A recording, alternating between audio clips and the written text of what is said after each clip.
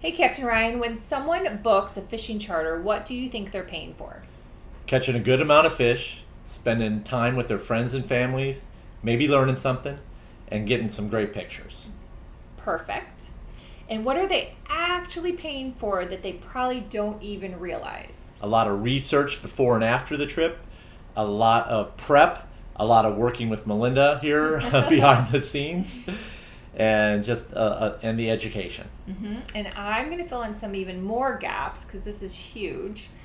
All the organizational things that we have to do and buy, paperwork, and different things financially, and all the different experimental things that you buy and try, and some things work and some things don't. So that's a lot of research, cost that goes into that, and then your time figuring stuff out like that. And just overall, like years and years of experience that you have in doing all these things, correct? Exactly. Yep. So there is a huge gap between what clients ask for and what experts actually do that is being missed out there in the land in sales. And this is the wake-up call to have this conversation, and we're taking you actually behind the scenes on a conversation that Ryan and I had the other day, and I was like, gosh, we really need to bring this to our podcast because it is so important. And I'm going to kick it off with sharing what that conversation actually was. And it was Ryan sitting at his computer, and he was talking about really making sure he delivers on what people want in their charters, which has been part of our charter business since day one. Like really having those heartfelt conversations with the clients to see what they want. And then Ryan obviously does the best he can. There's weather, there's conditions, there's actually like different factors that go into that. So we can't like promise everything on a silver platter, but he puts his heart into asking those things. And then I looked at him and I said, you know what is so wild is the amount of businesses that then are subscribing to marketing to that, but they actually don't have the expertise to deliver that. And that is the problem, and that is the gap. Correct? Correct. Yep. And what's happening then out there, and this is why we wanted to do that podcast, is people then get caught up in that as an entrepreneur. As an entrepreneur, you're listening to content, you're maybe buying courses from people, or in general, just having a belief system that isn't fully substantiated with the actual amount of years of prep, of work, of putting in the reps to get you to that level. And you really have this, let's say, mindset that you can go from here to here and not do all the things in the middle. And that is the gap. That is the gap. 100%. Mm-hmm. And you've seen that many times, correct? Many times. And sometimes it becomes like a point of like frustration for people if they see other people out there. But I really believe that that's just like awareness for someone to realize that they have done the work and really understanding how to manage their emotional system around that. Yes, managing your emotional system is extremely important. Mm-hmm. So I ended up going down a rabbit hole because I was using Gemini, and I was like, you know what, I think there's a bigger story here. Because I remember when 2023, I bought a money course from a coach who's really big online, and she was talking about how much money she was making. So then she created a money course. And I bought the money course. It wasn't a small ticket. It was actually, several $100s. And I took the money course, and it was very like stuff I could find everywhere. It was things about like tapping and chakras and basic information that I had already knew about, had books on, whatever. And it actually made me really curious about her.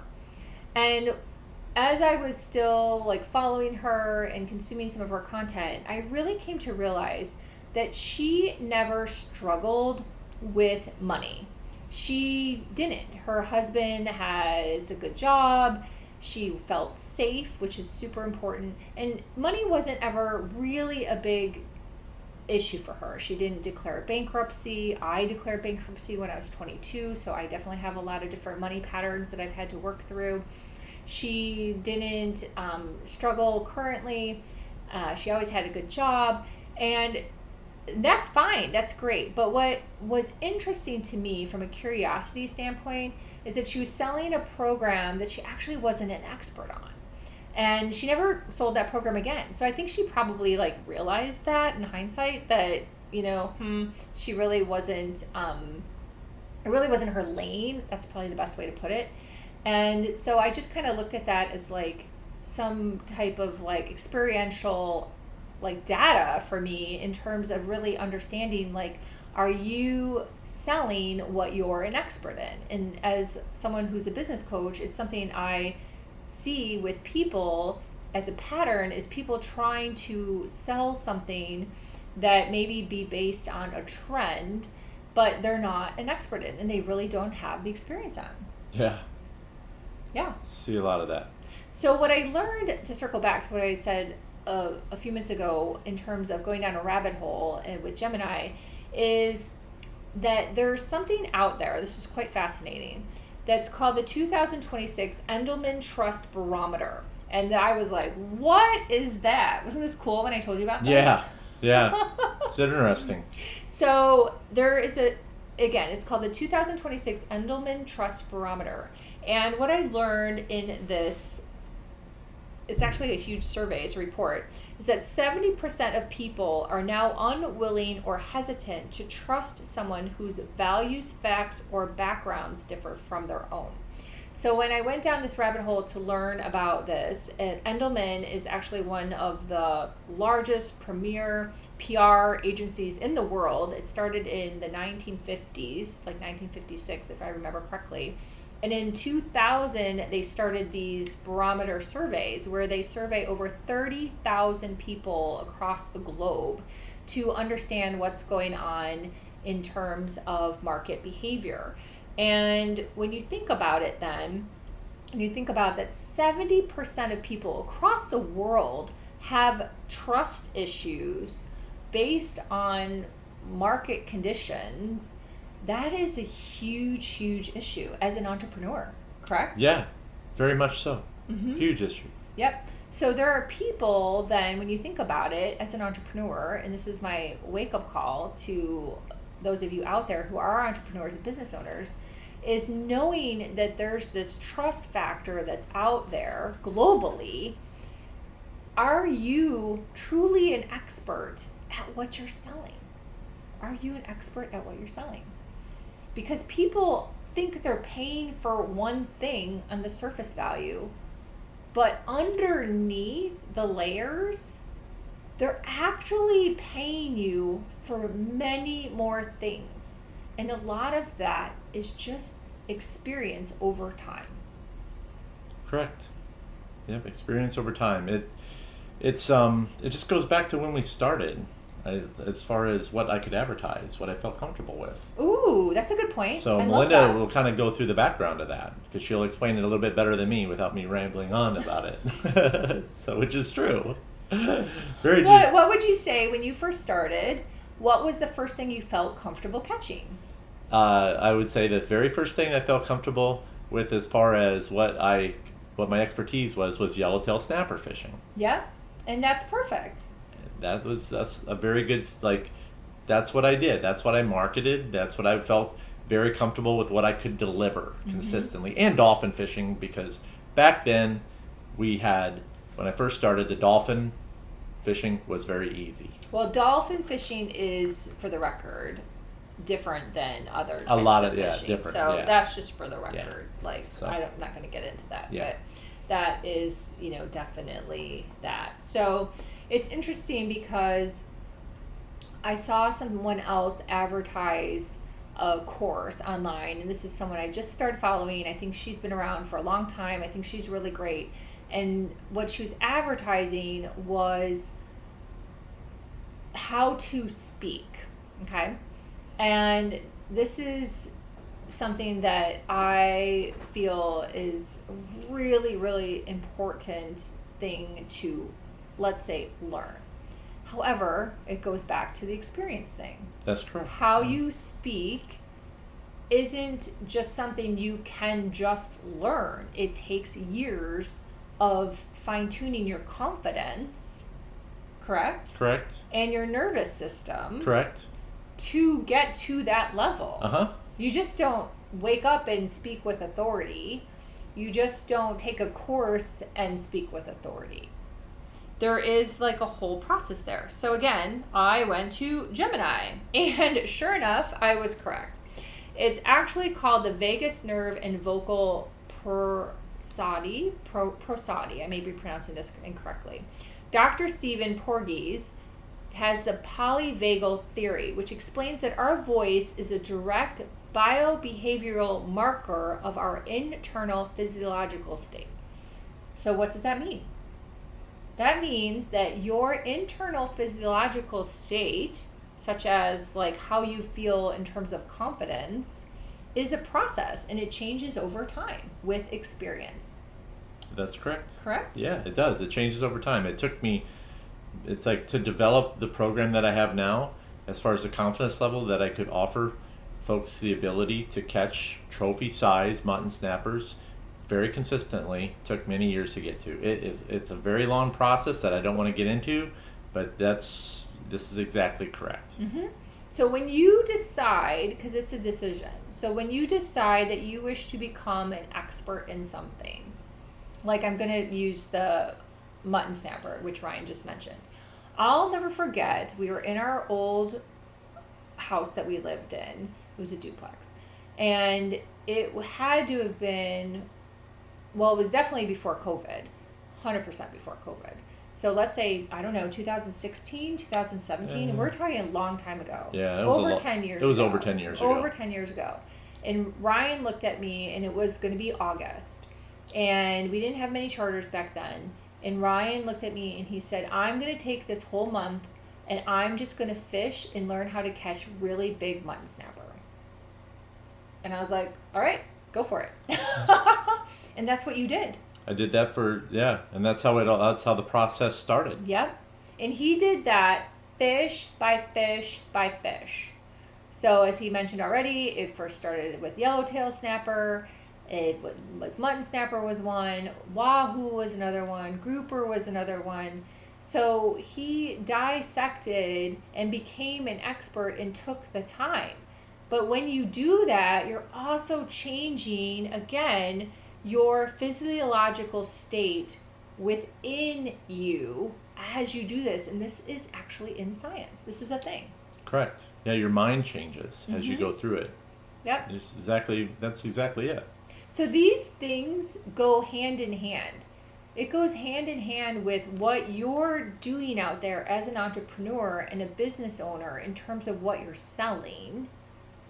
And it goes hand in hand with then the trust factor of the people. And who are you trusting and what are you buying? And it's really fascinating when you have like a true wake-up call about this and do the math. And for all the entrepreneurs out there where you're struggling in your business and you're, let's say, trying to figure it out, I'm going to challenge you to do a deep dive. Are you really an expert yet? And this isn't to make you feel bad at all. It's just to go, okay, I just need to keep working on this. I need to keep showing up, doing the reps, getting a little better, doing what I need to do to get there. And that's okay. That is fully okay. We are evidence that that is the journey, right? That's right. This conversation with Ryan is evidence that this is the journey.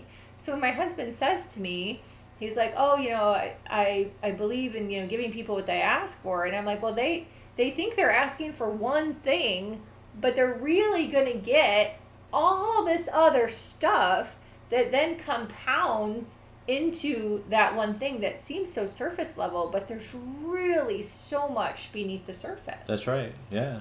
Years of experience, years of trial and error, years of beating your head against the wall that you think that, you're a failure, and you're really not. You're just one step closer. Like, if you try something, like, you have like lists and lists. I've told Ryan so many times, I'm like, please share some of your failures, right? because there's lots of them, but you're just one step closer to figuring it out. Yeah. Every failure is just one step closer to figuring it out. It's not a failure. Yeah, and one thing important I want to stress is that, especially I hear a lot from people saying that they're dialed in, that they already know. Well, the one thing I do have to explain is being, I come from, having an athletic background growing up.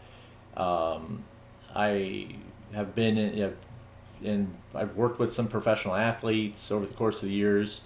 And one thing I do want to say is that those guys especially the professional athletes, will be the first ones to tell you is that they're the ones that want to soak the knowledge. They're always looking to get better. They're never dialed in. Yep. Never, ever, ever, ever. And, and you know what? And they always want a challenge. Yep. So I am never going to be dialed in.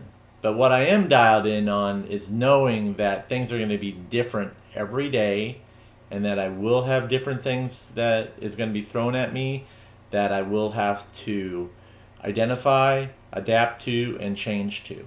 So people are also buying that knowledge. Yes, and it is and awesome. And buying that mindset, that growth mindset, which is super important. Yep. When I can show them something, if it's so fun, just so fun to see when they think the fish have stopped biting and I pull out something out of the bag.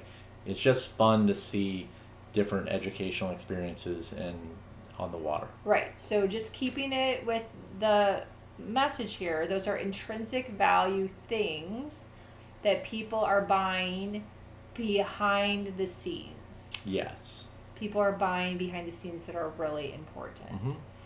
So I really think that this topic is so important because we are now in an age where the landscape has changed. The landscape has changed. There is such a flood of content, of information, of ads, oh my gosh, I have done so much deep dive on the landscape with social media. It is eye-opening. I'll probably do some separate podcasts or blogs based on this. And we are in a whole different world. So if you're not dialed in and continuing to work to be dialed in on your own internal state and how you're showing up and always wanting to get better, like Ryan is talking about, having a growth mindset to always be trying to do something better, so you're continuing to deliver for your audience, for your clients, for that trust factor, that is a huge miss. And this is your wake-up call. That's right. It's the best way to put it. So I feel complete. How about you? I'm all good. Yeah. So our next podcast is going to be more focused on identity, which kind of is a parlay to this one. But really appreciate you tuning in. If you're listening on YouTube, please give me a comment. Let me know what you think. My website is melindavanfleet.com. And you can visit my website at goodkarmasportfishing.com. Thank you so much for listening. And remember, anytime you're fishing, it's all good.